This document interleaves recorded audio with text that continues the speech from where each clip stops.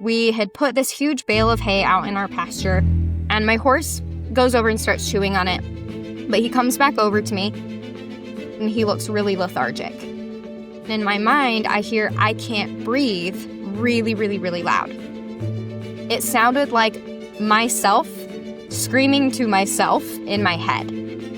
And I was like, oh my gosh, is he choking? So I started Googling symptoms, and I was like, yep, I'm pretty sure he's choking. Welcome to the Curious Soul Podcast. I'm Cristina Malavenda. And I'm Marty.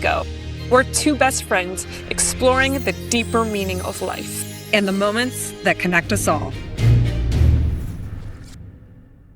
Hi, Cristina. Hi, Marty. How's it going today? So good. So good. I'm so excited about today's conversation. It is animal communication. What are your thoughts on animal communication? I think that it's absolutely incredible. I've been learning so much more recently.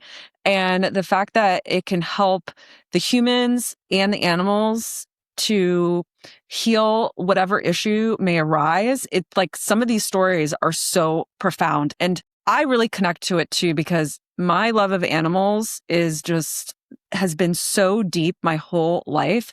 So I'm just excited to learn so much more about animal communication today and how it could help our listeners. Yes. I mean, to be honest, I thought animal communication was bullcrap until I tried it. I saw Alex Andersen, who we'll be meeting today, and I'll tell you a little bit more about her, but I found her through Instagram. She was telling the most incredible animal stories, so I got a reading from her, and it was mind-blowing. We had 3 different dogs that me and my sister Marlo were getting readings for. Shady's one of them. He's back here. The things she said were so accurate and put no doubt in my mind that she is literally talking to our animals. Now, let me give you an example. The night before, I could not sleep. I told you I was an insomniac, but this specific night I couldn't sleep because I had just found out that I was pregnant for the first time. And I was freaking out because I'm like, how am I going to pay for bills? How am I going to support another human being? I was panicking because I'd never had a baby before. Could not sleep. Shady always sleeps cuddled up next to me, and I kept him up all night. One of the first things that Alex says after giving her the 3 pictures to look at, she says, Shady said, you have been up all night worrying. What? And he does not know what you're thinking about or why you're freaking out. Can you please tell him what you were worrying about? Wow. I was bawling because I was like, oh my God, how did you know? There's no way to know that, okay?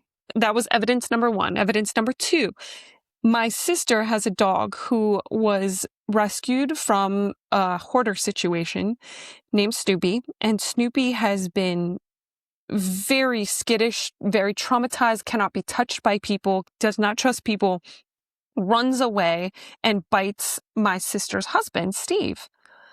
She explained her Snoopy's personality to the T and was so specific to being Snoopy, the brown dog, is very traumatized, comes from a home that was not a great situation. She's afraid of your husband because of his energy. He comes in and reminds her of a past owner that comes through, stomps through, and she's afraid of him.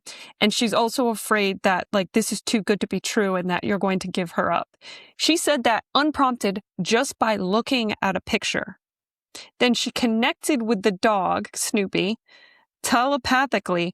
And I kid you not, after a year of Snoopy being traumatized, within a month, the dog was better. Wow. So powerful. How do you explain that? How do you explain that? Anyway, so we're going to be talking to Alex Andersen, a magical, magical person. She's a spiritual mentor. She's an intuitive channel. She's an expert in animal communication who guides people into deeper connection with themselves, with their animals, and with source. And she has certifications in NLP, hypnotherapy, and Huna. She's a lifelong connection to the animal world, and she brings grounded and multidimensional approach to spiritual growth. And she is known for blending unconscious transformation, intuitive development, and energetic attunement to support both humans and animals in their personal evolution. Let's welcome to the show, Alex Andersen. Hi, Alex. Hello. We are so grateful to have you on the show. I've been hearing you on the telepathy tapes. I've been seeing you on all your I'm such a huge, huge fan of your work. Not only have I gotten a reading and it changed my whole viewpoint on animals and the animals that I have. I mean, you are incredible. So thank you for being here today. For someone who's curious about animal communication and they begin really paying attention to it, what would make them stop and go, wow? I think the biggest thing for me is that people, when they come through my containers and they start to learn these skills for themselves, is they actually realize how often they've already been doing this and they just were not aware of it previously. And I tell everybody that everybody in the world has the capability to do telepathic work. Everybody is inherently telepathic. It is a God-given, born thing that we all come into this world with. And I think that if anything is a testament to that, it actually is the work that is being showcased on the telepathy tapes specifically. Yeah. But the problem is that people just don't realize where it's coming from or how it's coming through. And then the work that they do with me is simply learning how to turn up the dial of something that's already occurring naturally in the body. How is it showing up? Like, how can we start to lean into that? Like, what are some little simple signs that we can recognize as that telepathic connection that we have? So I think the first thing that's really important is people understanding the neurology of the body and how we even take in intuitive information to begin with. And a really, really basic way to look at that is that every human has the capability to bring information in through their 5 senses. So that's going to be their visual sense, and that could be not only visually seeing with your eyeballs, right, but also coming up with pictures in your mind. So if you're a very visual person, you can think of memories easily, or if I tell you to think about what a blue tree would look like, you can kind of visualize that in your head. You're probably very in touch with your visual sense. And then the second one would be your auditory sense. So this is going to be, again, either physically hearing with your ears, or in the intuitive space, that can also be internalized as having like a really heightened internal dialogue, right? So that's me.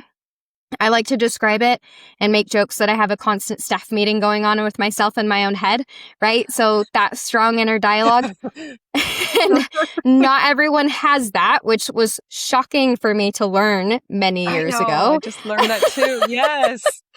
I was like, how do you read? I was like, because in my head, I'm like reading to myself, right? Yes. Like my thoughts are talking to me. And I'm like, Yes. how does that work for you? I'm having a constant conversation. And Yes. people are like, I hear nothing. And I'm like, Marty, I remember you saying that, and I was like, I don't think I have that. And it's so interesting to hear everybody's different experiences and how we all interpret the world. And we're always like, wait a second, you don't do that? And it's like we all interpret it so differently. So yeah. So if you don't have an internal dialogue, then I find that most people who don't have an internal dialogue find themselves to be really kinesthetic the way that they bring information in. So that can look like either feeling feelings in your body, which again, all people are tapped into all of these senses. So I don't want people to listen to this and get too hyper-focused on one over the other, because we have access to everything. And it's going to look a little bit different because you will have one or a few that seem to be more primary than the others.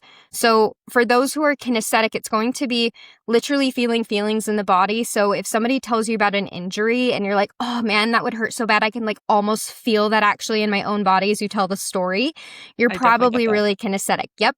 Yeah.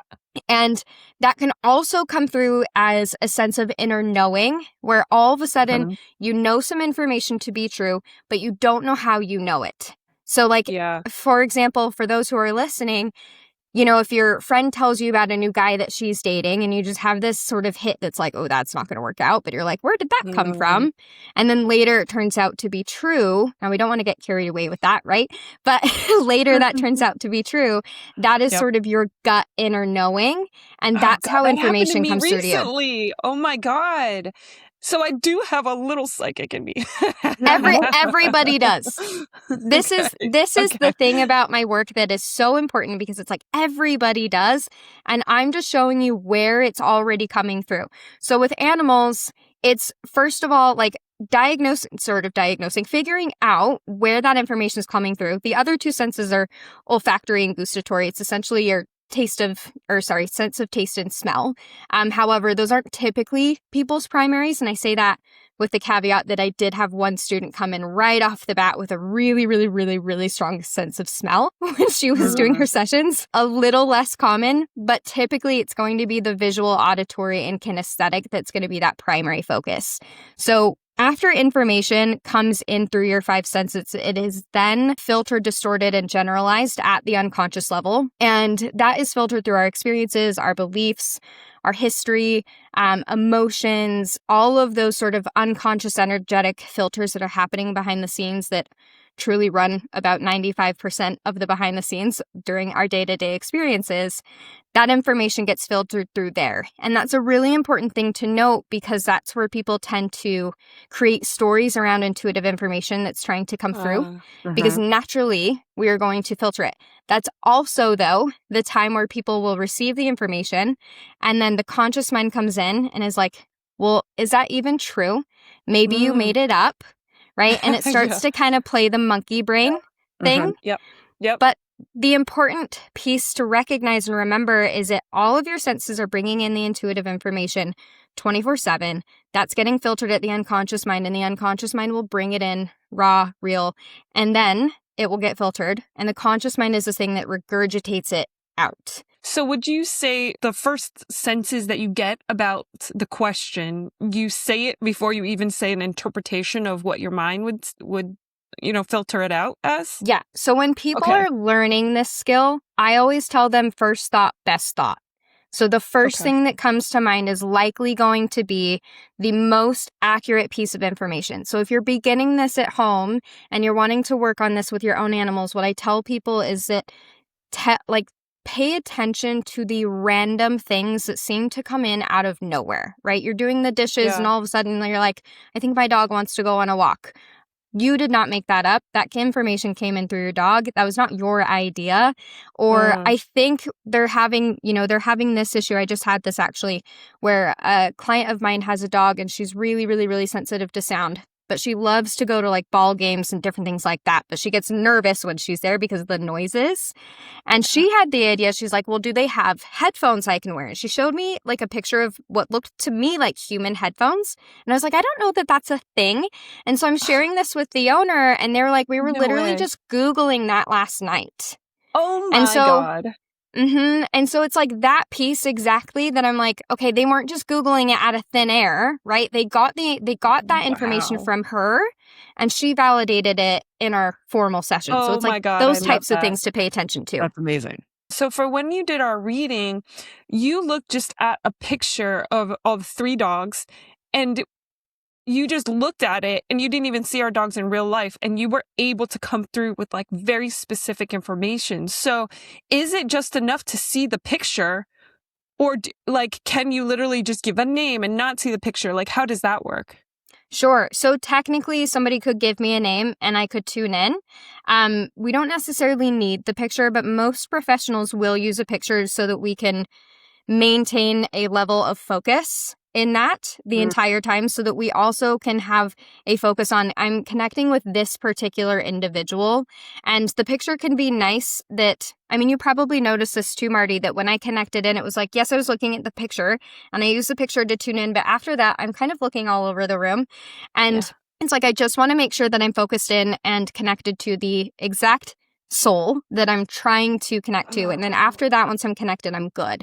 But yes, I've had circumstances where, I've been with people live in a classroom or something and they're talking to me about their dog and they're like, I'd love for you to talk to me or talk to my dog. And their dog pops in and all I had was a name, right? And the connection can still happen, but accuracy is a little bit easier to maintain if somebody has a picture.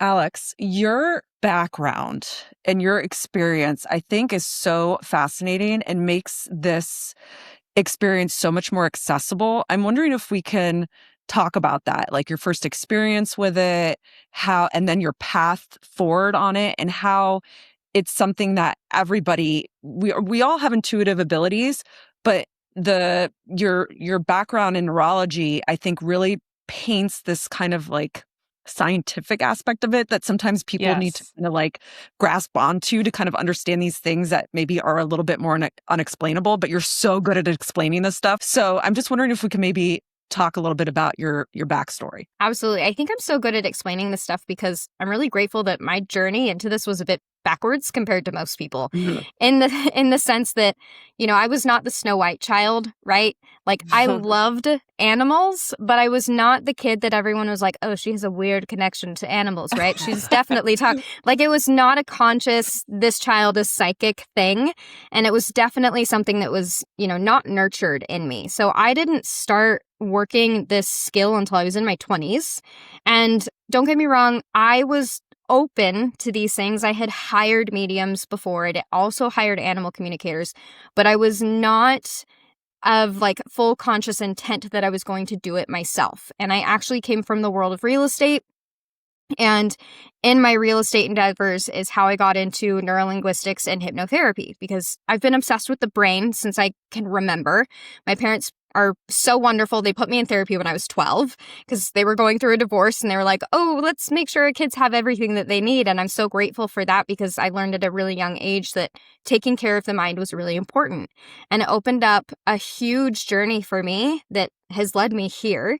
And part of that is that I knew my brain was the best asset that I had, and that I had full capability in making that muscle work how I wanted it to, and that my brain was the gateway to a better life. And so when I found neuro-linguistics and hypnotherapy, I dove right in. I got 12 plus certifications over, a couple of years. And I was working with people for a while. I was actually recruited by a real estate brokerage to work with new agents and helping them do unconscious mind reprogramming work so that they could go, make the most out of their career. And I loved that. So it gave me a really nice, background and insight into how the brain works. Again, how the senses bring in information. And I gave a very quick crash course on that here. It's actually a segment that I teach for at least, 45 minutes inside of a live classroom. But it gave me a really nice foundation to work on. And then my first experience was that we had put this huge bale of hay out in our pasture. And it was one of those bales of hay that's like they can be anywhere from 800 to 1,200 pounds a pop. And so, it's a whole thing. We got to take in 2 trucks and get this thing in there. Most people have tractors, which is a smart thing to do. But my mom and I are, I guess, a little bit more hardworking than that in a way, and we do it ourselves. So we put this thing in there. We're going to get the slow feeder net to put over the top of it so that the horses eat it over time.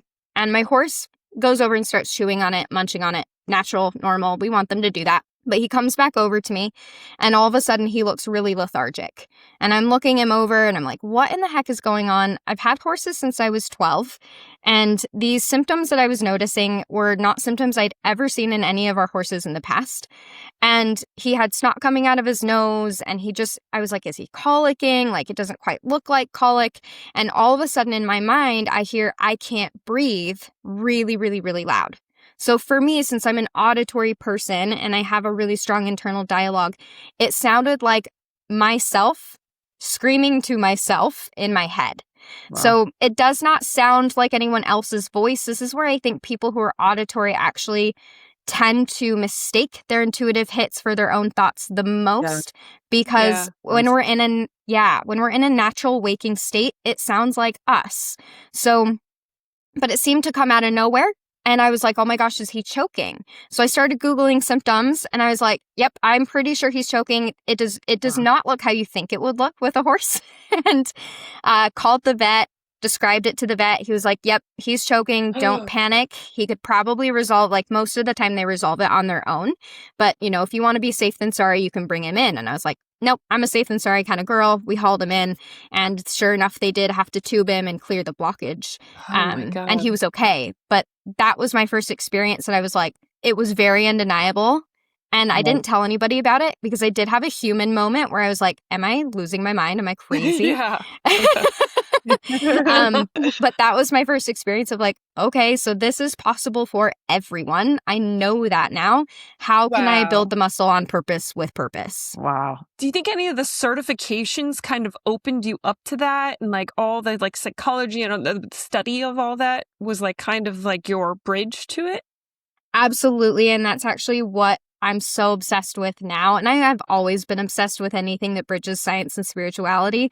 I think that spirituality in many cultures around the world are 10,000 times ahead of the game, and Western scientists end up catching up at some point. But, Yeah. but yes, I think that it helped me conceptualize things and understanding more specifically how, again, my brain was functioning and bringing in this information. So it felt more tangible. And not only did it feel more tangible, but then it felt like, okay, I have really specific steps now that I can take to build the muscle that were very unique compared to how other people were teaching in the space. So did you take like a course, or how did you actually get into the animal communication? So it was in 2020, shocking surprise, right? Everybody during lockdown was having an existential crisis, and that I was not exempt. And but it was such a powerful time for humanity in that way, right? Like it really forced us to go internal, and that's what I did. And I realized that as much as I loved my clients in the real estate game, I was heavily unfulfilled in that career. And I was actually binge watching YouTube videos of animal communicators. And I'm a big advocate that watching people do channeling work is very activating for folks. And so it was really activating for me at that time. And I had this moment that I was like, man, that's the dream job. And I was like, oh, I wish I could do that. And thankfully, because of my background in thought, I was caught the thought immediately. And I was like, well, wait a second. Why can't you do that? Like, who are you not to do that? And I did actually sign up for a course. It was like an OG animal communicator who's been in the game for decades. And as I was going through her course, I actually didn't finish it. And it's not anything against her material by any stretch, but I just noticed that it wasn't really giving me information that I didn't already know. And that I had a unique approach because of my background and how I could actually build this muscle on my own. And so I went into practice that way, and I started gaining my confidence. Over time, these things take time. I mean, I went full time into that career about 2.5 years later. I practiced for about 8 months before I started taking clients, and slowly gained my confidence was the biggest hurdle. And then once I got serious with my marketing, my business was full in about 7 months, and I retired my real estate career. That is incredible. Can I tell you really quick that I had a reading from an OG communicator with my dog, Shady, right? And when the message came through, it was so general that I was like, oh, this isn't real. And then I set up a reading with you, and you had said, Shady said he's done this before, and that this is easy, and that he's done this before. And I was like, he did? I'm like, because I had written it off that it wasn't real. That I was like, oh my God, he did. It was so specific that I was like, oh my God. And we had readings with the 3 dogs at the same time. And Shady was the only one who said that, which was so specific and validated for me that this was real. So that's awesome. That's awesome. I'm reading my daughter Charlotte's Web right now, and we just read the part last night about how, Fern, the main character, she can hear the animals all talking. The mom, after being really concerned about her daughter communicating with the animals, she goes to the doctor, and the doctor is just like, kids are more perceptive. Like they can hear things that maybe you're not listening to. And I'm just like, wow, I didn't remember that concept from the book. I didn't either. But now I'm just like, she's an animal communicator. The fact that they acknowledged the idea that kids are more open to being able to hear this kind of communication is really kind of like what we're saying here, right? That we all have that access if we just kind of pay attention. That gives me full body chills. I actually I don't remember that either, but the beautiful thing, the beautiful thing about kids is that the reason they're so open and receptive is because before they're 7 or 8 years old, their critical thinking factor has not necessarily come into play yet. And so it's that otherwise known as the conscious mind has been sort of dormant. It's been hanging out in the background. And the unconscious mind is fully open during that age range from 0 to around 7 or 8. So they're really, really, really psychic at that time because there's no monkey brain coming in to say, hey, none of this is real. Like the filtration system, so to speak, is not fully online. And so that's why you also have so many children that not only talk to animals and will share things like that, but communicate with people who have passed away or see grandma, right? Yeah. Like that's a really common phenomenon. Or they remember past lives really vividly, and then they start to lose those memories and sort of learn out of those skills when that conscious mind starts to come into an active role. So during our reading, you had said something that blew my mind that I never had ever considered. And that was that my sister had like a soul contract with her dog. And that even though she had passed, she was going to come back after, her kids left for college, and that there was like another contract to be fulfilled with Yogi, her dog. Can you please tell us about these soul contracts that we have with our animals? Oh my gosh, I love this. I know, it's going to make me cry. I just want to cry right now. So I do have a slightly different perspective on soul contracts than I think a lot of people do in the spiritual space. And I say that only I think my delivery is a little bit different. I will say, however, and this is a shout out to Tammy Billups. She is an absolute OG in the animal communication space, and she has a book called Animal Soul Contracts, and it's impeccable. I recommend it to all of my students. Every single one of my clients' crash course is, I think that most often the way that soul contracts are described to people's very black and white, that inevitably you're going to have these soul contracts and they're unavoidable, and they become almost an excuse for staying in certain relationships, or an excuse to humans to respond to certain areas and circumstances in certain ways. So I want to be really mindful that we still have free will here in the 3D space. Yeah. And there's no coincidence to any of the relationships that we have, not only with animals, but with humans, and where we end up in life, and etc. So that being said, animals will often share with me that the decision to come into the life of the human was predetermined before incarnation happened. So it's almost like you can think of it metaphorically as if your soul and your animal soul in a higher plane of existence said, yes, we're going to have this life together at this point in time, when the vibration and the energies and the things line up, so that we can support, learn, and grow and evolve together through this specific chapter. So animals learn and grow too. Absolutely. Yes. We awesome. Heal together, we learn together, we grow together. This is actually, again, shout out to Tammy. I'm going to send this podcast to her when we're done.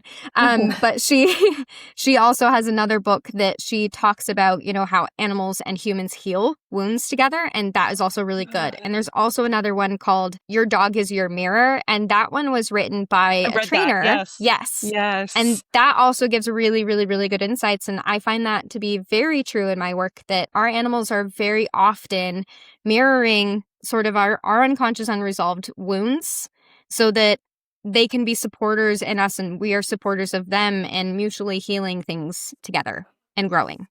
God, that's amazing. Yeah, because like you said that when Yogi was first in my sister's life, she was like in DC in a new place. She didn't have like her family there. And when she got Yogi, it was like having that family. And then when she had her kids, that's when Yogi died. And now her kids are about to go to college, and the soul Yogi will come back again when they go away. And so I was just like, oh my God, that's so beautiful and amazing to think that the animals that we love so much, that have helped us through so many things, can come back. And I've heard in different stories where the animals can come back in different form of animals, like either a bird or a cat or whatever. Do you know anything about that? And like, how does that work? Yes, absolutely. I love this topic because most of the time people have a perception that evolution and reincarnation is linear, as if they start as an ant and then they turn into a fish and then they'll reincarnate as a gopher. And then, you know what I mean? It's like we have this idea that it's like smaller animals become bigger animals or more intelligent ones. That's actually not true at all. And it can be for certain souls, but what I really find is that, they incarnate into the body that's going to be most supportive for whatever it is that they're looking to experience in that lifetime, just as much as we do. So I have had my own animals, for example, like my dog that passed away last year was a hamster of mine when I was a child. And he had similar coloring, similar personality traits. And I know that's kind of weird to say comparing a hamster to a dog and personality traits, but this hamster was really weird. And he would escape and do the most random, strange things still to this day. I'm like, I don't know how. I swear to God, he had wings and I did not know they were there.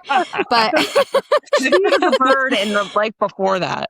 Right, exactly. Yeah, he would escape out of his cage, and somehow the next morning, we had one of those old school fireplaces that were made of stone that had like the concrete in the middle. Like we used to take our toy cars and like drive them like if it was a track type of thing, and the stone wall would go from the floor all the way up to the ceiling, and there was only about a couple of inches and a gap between the stone wall top and the ceiling. And I would wake up and the hamster would be gone, and we'd go out into the living room, and somehow he's at the top of the rock wall.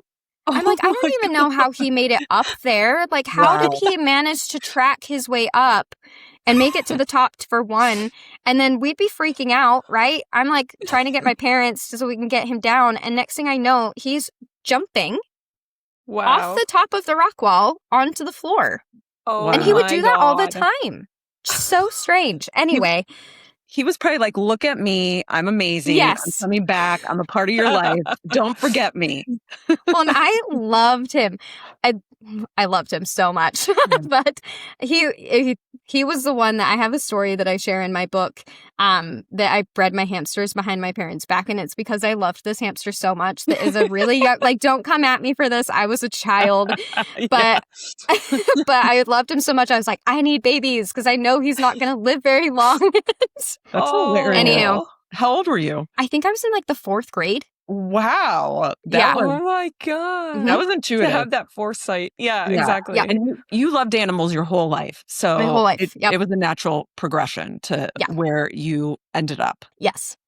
But yeah, animals can reincarnate into lots of different things at different times. And it just depends on, again, what is going to be most suitable for their experience in that lifetime.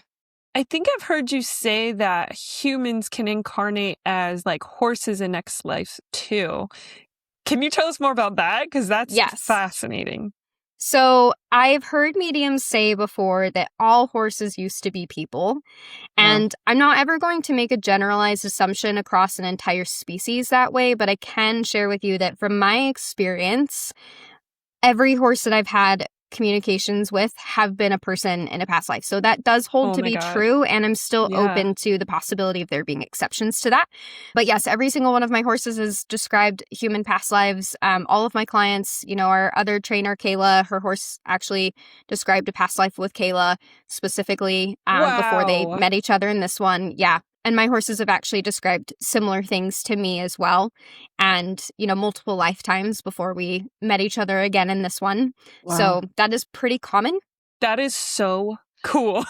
For those folks who have horses, you guys are going to know what I'm talking about. But I like to describe it like horses pick people like people pick people. Yes. You know what I mean? Like we tend to meet other people, and there's certain people we just click with and we vibe with. And it's like we're immediate best friends. And then there are other people that we're like, okay, I'm not vibing with you. There's nothing wrong with this relationship, right? There's nothing wrong with you particularly as a person. I would never say that. But there are just some people we're not clicking with, right? Yeah. And 100%. Humans' relationships with horses is actually the same.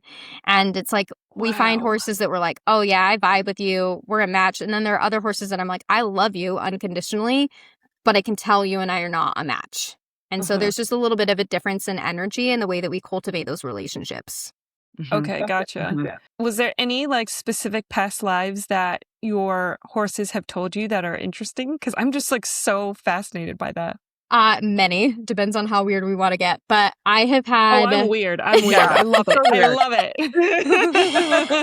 it. My horse, Zip, has been a really big expression for me and my growth in this area over the years. And he was like my ride or die trail horse. And there was one time that him and I went to southern Utah for a 3-day, riding trip. And we were in the middle of this trail and he's looking around and he's talking to me how much he loves the land. And I was like, I know, me too. It feels so good. And he's like, we had a past life here. And I was like, oh. And so he starts to share with me that him and I We were both people, actually, and it was like in old Western times, and I didn't really pick up all the specifics, but it felt to me like we were outlaws or something of that nature. Like, I definitely could tell we were on the run from something, and we had horses. And so at first my interpretation was, oh, you were the horse. And he was like, no, I'm this guy. I was like, oh, got it. And then the next day, he starts to share with me that the land reminds him of a different past life that he had. And at first he shared with me a dinosaur, and later I actually realized that I was interpreting that wrong, and that his share with me was actually about him as a past life as a dragon, which is so funny because for years, before I was open to the idea and the concept of, communicating with like elemental beings or, dragons and other dimensions, because I wasn't open to that concept, I couldn't receive the information properly. Yep. And, but it's so funny to think back on because for years I've been calling him a fire-breathing dragon because he's... Oh my God. Wow. He's an Arabian horse, and Arabians do have this... They have these really big nostrils and they blow out their nose like really intensely when they get amped up. And so I'd call him my fire-breathing dragon. And now I'm like, oh, I see where that came from now. Oh my God. It's like you knew. Yeah, at an unconscious level, I did. I just went on like a mind journey of like the different dimensions, the elements, I know. Elementals that exist out there. Oh my God, I love it. For me, with animals, it's been such a deep connection from the moment I was born. Like, I used to squeeze animals way too much when I was a kid. My mom would call me Elmira because I would be like, I want to love you and squeeze you and hold you. And even when I met my husband, he was confused because on Facebook I said I had children, but I was referring to my dog and my cat. Oh, funny. And it's just, they've always been such an important part of my life. They're like my children. They're like my family. They're, it's just when I see an animal caged up or anything, it hurts my soul. I can't look at it. I can't think about it. It just, there's something with this connection with them that is just so deep and soul-like. So where is that coming from? Why is that the case? Is it just that we're all connected and maybe I'm just feel that deeply in my soul that we're all connected, humans, nature, animals? What do you think about that? Where do you think that's coming from? So I do have to give a quick foundation to my level of awareness and thinking. And I do want to preface this that I always tell my students and everybody that when you dive into this work, you realize the more you think you know, the more you realize you don't know. Mm-hmm. And that could not be more apparent the more I learn. No.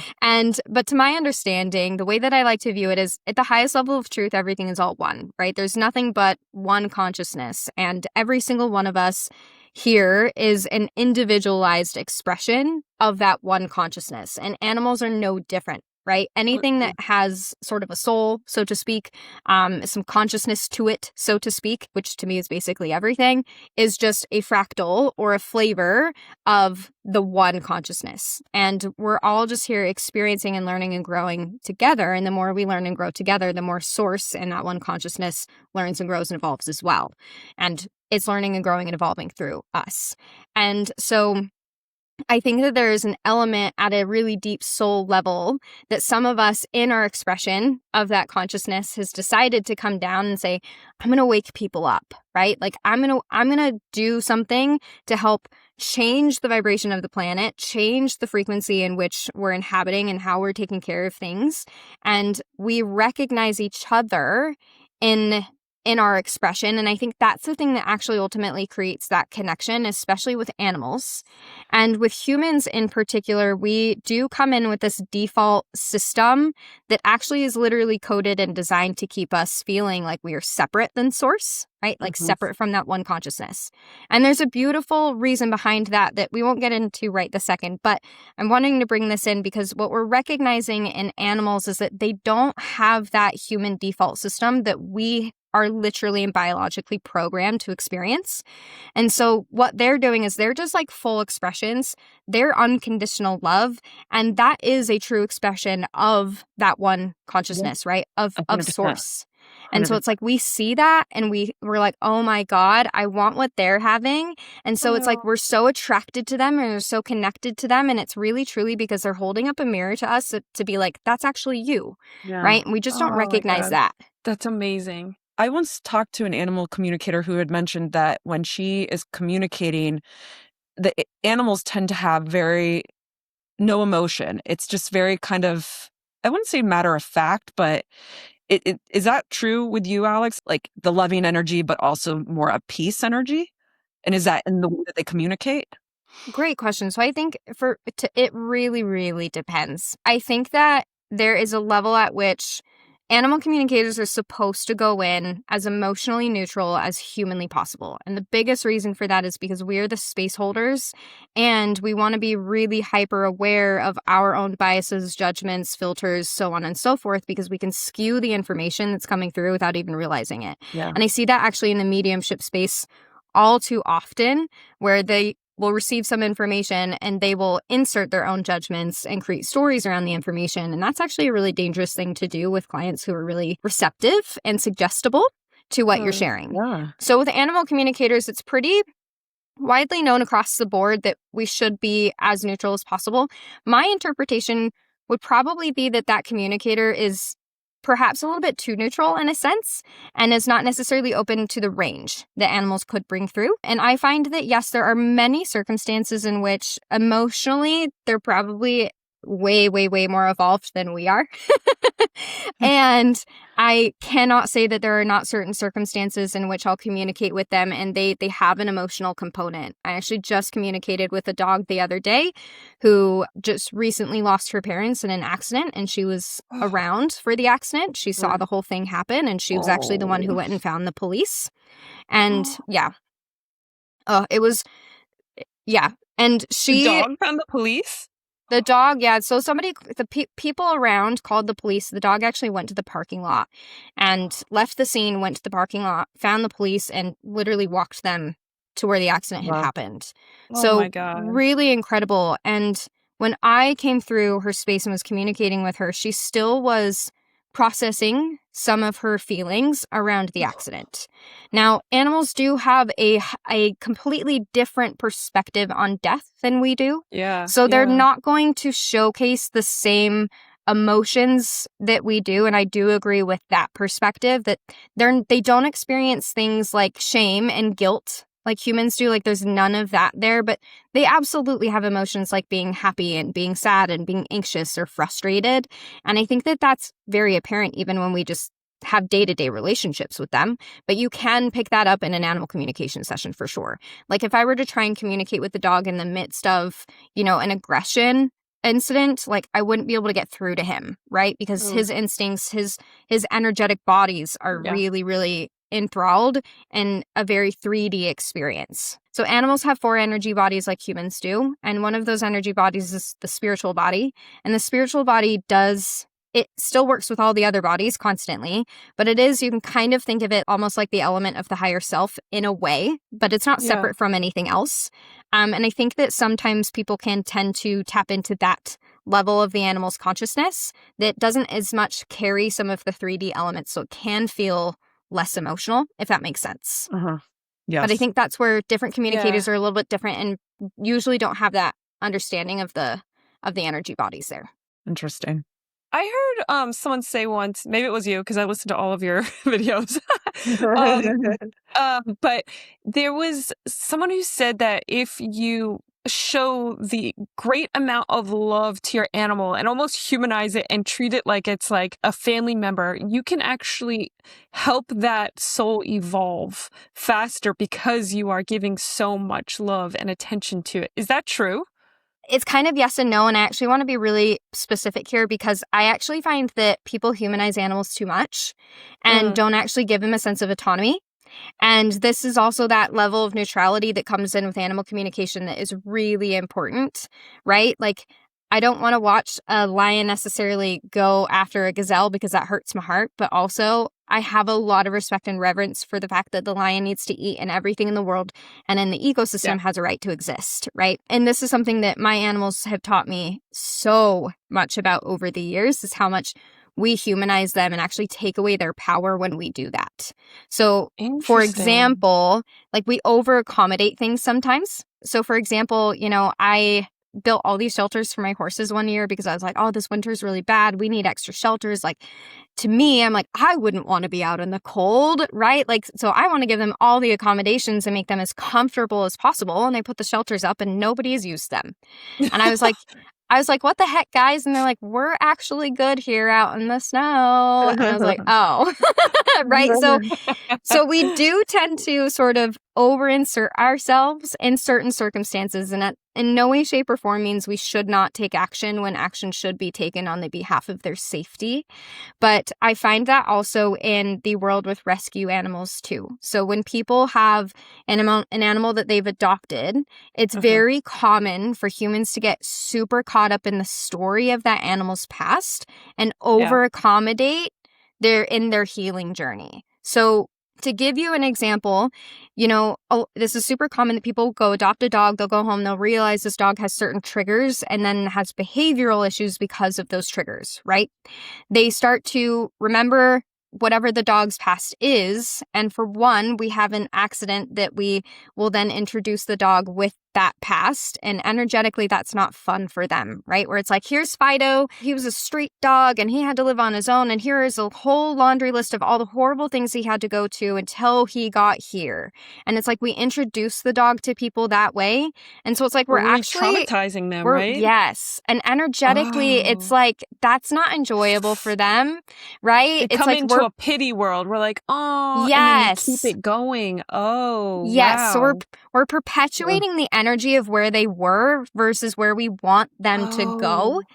And so I always tell people that I want you to see your animal as their most healed and whole selves, right? So instead of saying, here's Fido's laundry list, it's, here's Fido, we just adopted him. Sure, yes, this is his past, but oh my gosh, look how amazing he's doing, and he's so resilient, and he's learning so many things, and da-da-da-da-da. It's the idea of like living as if. Yes. And that is what is, I would say, step number 1 to helping them heal. And then step number 2 is instead of tiptoeing around their triggers, finding a trainer that can actually support them in cultivating new ways of responding to stimulus. Because again, that there's a perpetuation there where we're perpetuating the problem and we're actually not helping them heal. We're keeping them in the same spot, if not making it potentially worse. And so that's kind of another piece of, where we accidentally tend to humanize them.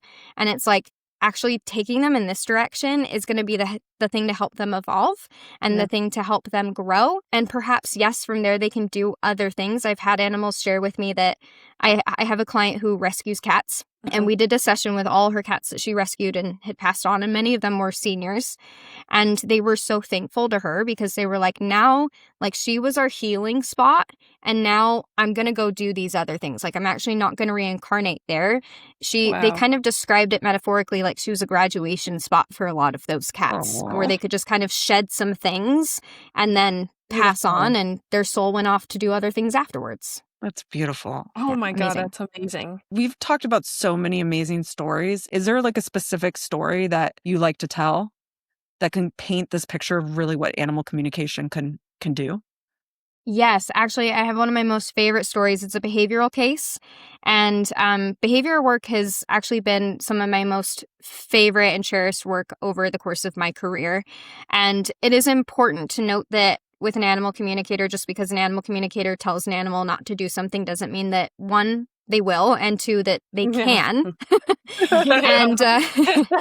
and we all understand that, right? I mean, we don't want to like humanize them, but it's so funny though. I mean, if I had a dime for as many DMs as I had, of people popping in and just being like, can you just tell my dog to stop doing XYZ? And I'm like, yes, but no, because they've been doing it for 6 years and you've never created boundaries or taught them how to do anything else, right? Like they still have karmic things in the sense that their 3D form needs to learn habits and behaviors as well, and that takes 3D effort, not just telepathic instruction. So there's a case that I absolutely loved where I had 2 clients, and behavioral work is really important in that sense that we're giving them all the support, right? The telepathic, energetic, spiritual support, and the physical support. And they came in, they had a dog that they adopted who used to be a street dog. They had him for, over a year, maybe a couple of years by the time they adopted their second dog. dog. The two of them were really, really aggressive towards each other to the point that they were getting in physical altercations that could potentially be dangerous and injure and put people and themselves in the hospital. And so they actually separated them in completely different parts of the home, and they had zero physical contact, and which is extremely hard for animals, not to mention the whole harmony of the home, right? Yeah. And they had an evaluation from a dog trainer, and the dog trainer said these two will never live together safely, and you need to go take this other one back to the shelter, rehome her. Like that's really the only option. So they came to me and they're like, what can we do here? And I was like, okay, let's see, right? And I still need you to go to a dog trainer anyway, because they're going to be able to reinforce on the physical plane of things everything that we're doing here on the emotional and spiritual plane. So I had a communication session with them, and anytime I do behavioral work, I always start with who seems to be the primary aggressor. And I don't go in and say, hey, this is really bad, we need you to do something else. I always go in and, first of all, I always let animals start us off in sessions. Marty knows this. And so whatever it is they want to share, they get the chance to do so. And I love that for building the relationship. And then they're more open to me for the rest of it. But he starts to share with me, I present the issue and I just say, can you tell me more about that? I don't say, hey, this is bad. Hey, we're really angry with you, right? Like he could shut down and just decide to cut off communication with me if that makes him uncomfortable. So I say, can you tell me more about that? And he shares with me that he was a street dog and his only relationships in the past have been around resources. And he's never really been able to cultivate friendships. Now, there are plenty of colonies of street dogs, by the way, to have really, really rich relationships, but he did not have the opportunity to have that specifically. So he was talking about that. He had some, resource guarding issues, I switch over to the female. She shares with me actually a very similar history. And she's actually panicked because she's like, I'm afraid that if we don't figure this out, they're going to rehome me. She said there's talk of rehoming. And that actually was not told to me yet. And so I shared this with the client. And I was like, she's really afraid to be rehomed. Is that topic being discussed? And she was like, oh, yes, I was afraid she heard that. I was hoping she wouldn't. And so now she's starting to spin out a little bit because she really actually likes it there. And she's trying to figure out how to make this work cohesively. So we did a lot of work together. We actually had 3 sessions in total where we would have a full communication session. We talked about the behavior. We talked about physical mannerisms and corrections and working with the dog trainer to get them both on board. And we did emotional release work. And then in between sessions, they would go work with the trainer. And then come the 3rd session, they had an accidental interaction where the female had gotten into the kitchen where the male was. And that was usually the place he was the most protective over and territorial of, and no physical altercation happened. And they grabbed the female. They were absolutely in shock. They put her back. They were like, what in the world? And he told me about this. And he's like, we had an interaction, and he was all proud. And I was like, okay, tell me more, right? And the family was planning to go on a trip from the West Coast to the East Coast, and it was going to take, I think, 2 weeks. They have a Sprinter van, and they were planning to leave the female home with a family friend because they were afraid to have the 2 dogs in close quarters like that, of course.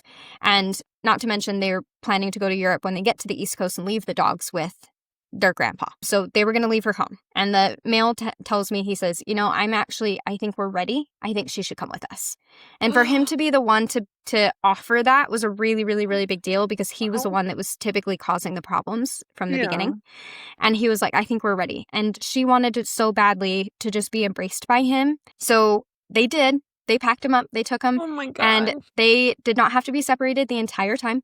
They took them across the country, and then they stayed with grandpa, and they were perfectly fine, and they had been best buds ever since until years later where the male passed away. And that is by far still, it's my favorite story to date. Such a massive success given where they came from. And, we really, really beat the odds there, especially based on what professionals had been saying. Are you crying, Marty? I'm crying right now. I'm almost That is a crying. movie. I'm almost crying. I cry every time. That's got to be the only time I've ever told that story without crying. Just makes me cry. It's their capacity for healing and moving forward is so far beyond what we give them credit for. Yeah. It's just that we need to give them the right tools, the right environment, the right support. And outside of that, like, literally anything is possible. It makes me cry because I know a dog who had those behavioral problems, and Mm. my friends gave them up, and it just makes me cry. But thank It's you. That was hard. so incredibly Yeah. beautiful. What's the most unique animal that you've connected with? Like, we always think about cats and dogs and horses that are very close to human beings, but what about any other animals that are not normally like known to have like personality traits or characters that you like? Yeah, so I'd love to hear about that. Okay, I have to say one of the most unique sessions I've ever done was with a marmoset monkey. Wow. And so those are like the little, the little guys. They're Yeah. like tiny little monkeys. And it was so freaking cute. I still to this day, I just absolutely love him. And he always pops in every time I talk about him. He's so funny. So the first session we did, he was technically considered like an adolescent for a marmoset. And I'm not going to mention his age because I can't remember it. The scale in adolescence to adulthoods with marmoset monkeys was way different than I thought it would be. But I tuned into him and he was really, really, really cautious of me. Like crazy cautious. Like normally when cautious animals are a little bit shy, we can kind of work around it. The way that I got him to agree to have a session with me was if he asked me 2 questions for every 1 question I asked him. I had to give this client an extra 30 minutes of session time because I was like not planning for that. Yeah. And they were like personal questions, like tell me about your house, like tell me about your dog. Oh yeah, like he wanted to know about me. And he was sussing me. He was basically like sussing me out the entire time. And I was so shocked. I was like, am I absolutely losing it? And my client was like, no, he's definitely this way with people in real life. Like he's just Super cute. Oh, yeah. Well, and he's a trust builder. Like he does not give trust to anybody. He won't sit with just anybody. Like it takes a while to kind of win him over.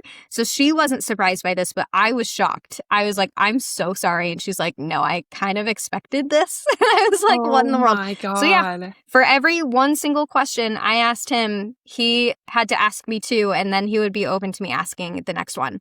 And one of the most enjoyable parts about this story is that last year we had a second session. Some time had gone on. I think a couple of years had passed between our sessions. And so he's a little bit older and I tune into him and it's a completely different vibe. Completely different vibe. I tune in and he's like, I'm an adult now. And I was like, what are you talking about? I was like, were you not? Yeah, I was like, were you not an adult last time? So I'm confused because I swear when I first connected in with him, and again, I could be wrong, so don't come at me for this, but I think he was somewhere like 4 or 6. So I'm thinking, yeah, he's an adult, right?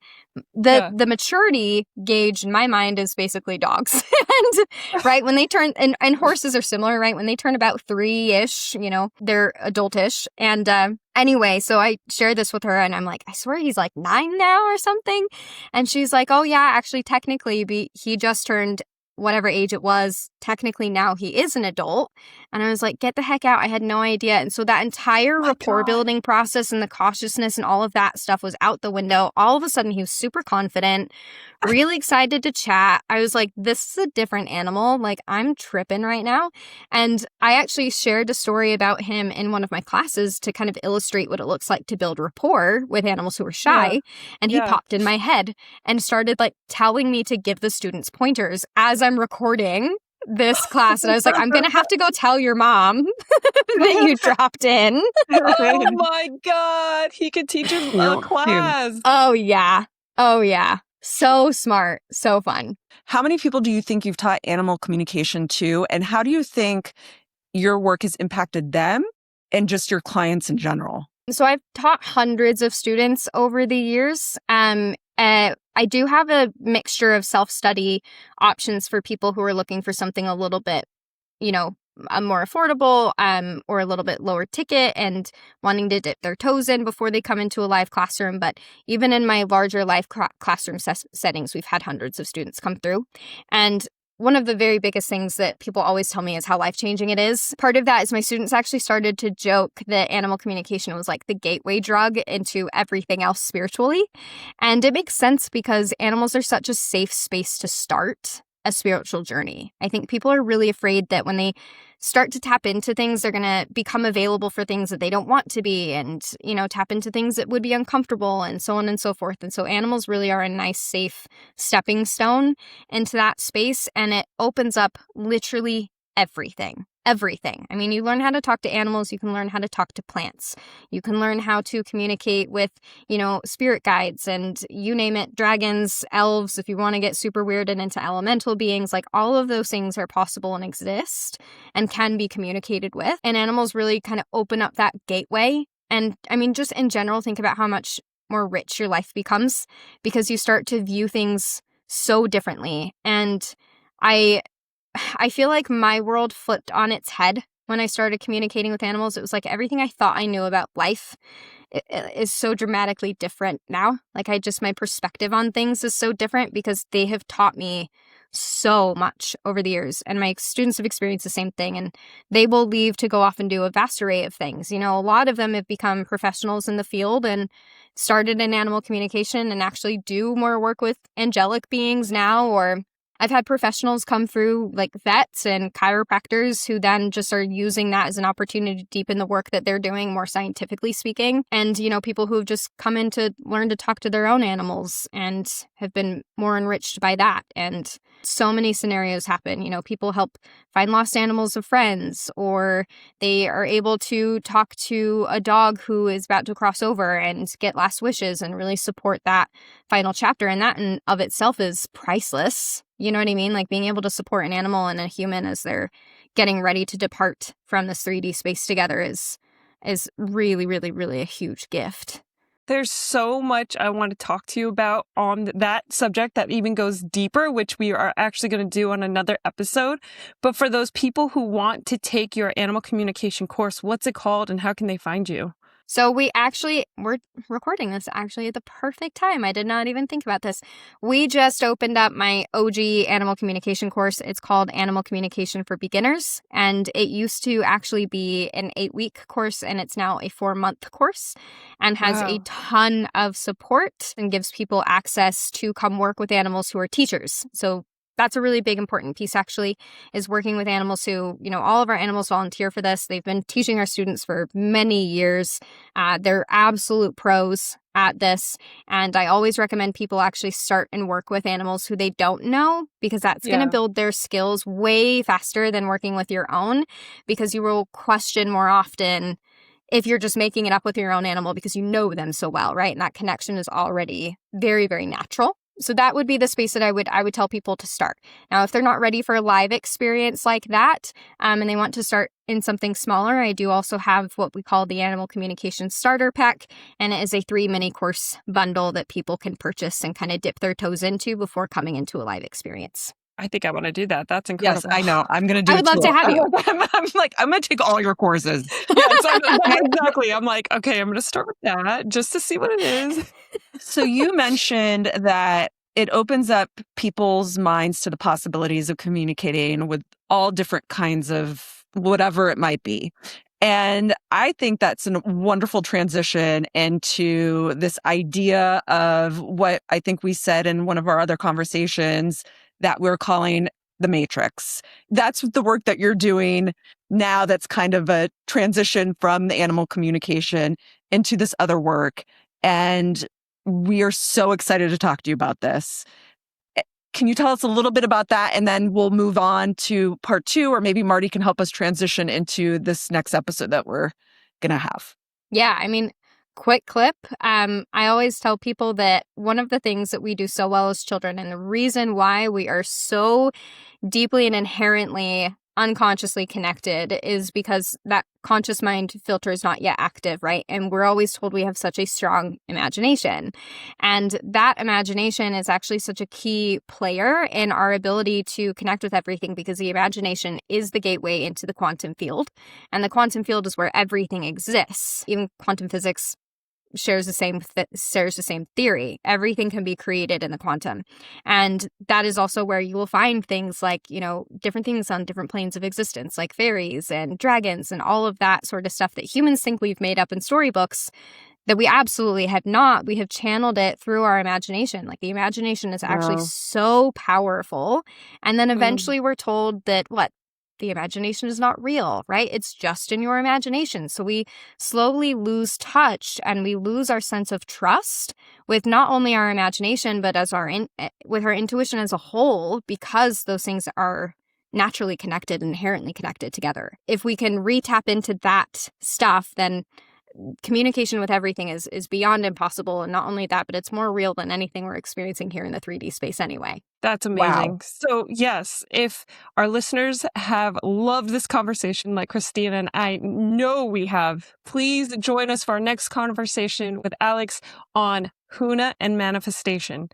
Thank you so much. And so the last thing I just want to end with, if our listeners were to take one thing from this conversation, what do you think is the most important thing they can take away? I want everyone to understand that if the connection that you feel that you have with your animal, and you already know how powerful that is, and I want you to understand the soul knowing that you're like, oh, it's so much more powerful than even I can conceptually think that it is that and then some. And not to mention, but your capability to telepathically communicate and build this relationship even deeper than where it's been in the past is there, and it's readily and easily accessible to you. You're the only one that needs to say yes and choose to participate. Wow. Thank you, Alex, so Thank much. you guys. Thank you. Please like and share. And you can subscribe at thecurioussoulpodcast.com for all things curious.